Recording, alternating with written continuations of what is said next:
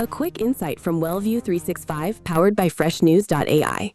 Content automation is now an operations problem, not a marketing project, as teams focus on practical, low-friction efficiency. Executive summary.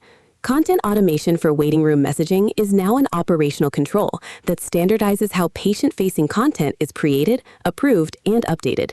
It connects templates, approval chains, and publishing schedules into one managed workflow instead of scattered requests and manual edits. This shift moves recurring content tasks out of ad hoc marketing work into a predictable system that reduces staff friction and cuts non-essential effort. Today's signal. Operations leaders are being asked to justify recurring tasks that do not clearly support care delivery, and waiting room messaging is now on that list. Manual content updates, email chains for approvals, and local screen changes are showing up as avoidable labor and delay.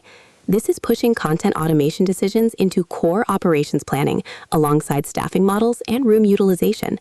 Organizations rely on WellView 365 for streamlined internal staff communication when they need repeatable workflows with clear ownership and consistent execution. Why it matters. Here are 4 takeaways.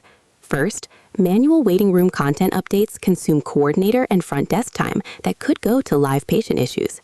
Second, ad hoc messaging changes create inconsistent information across sites and increase the risk of outdated instructions staying on screens.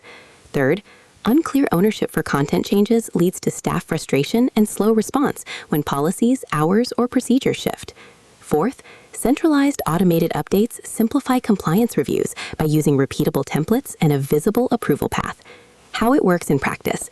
A common example is a change to check-in flow, visiting rules, or mask policy that must appear on many waiting room screens the same day.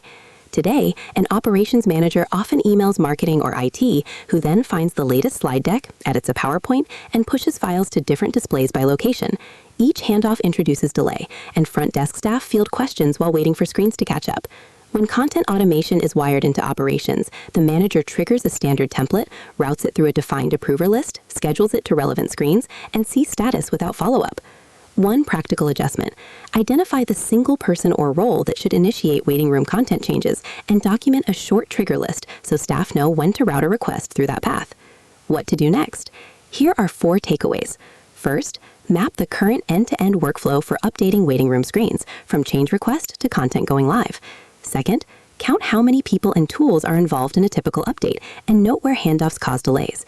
Third, create a small set of reusable templates for common operational messages. Fourth, define and publish a basic approval and publishing checklist so staff can see how a content change will move to screens. Read more at wellview365.com.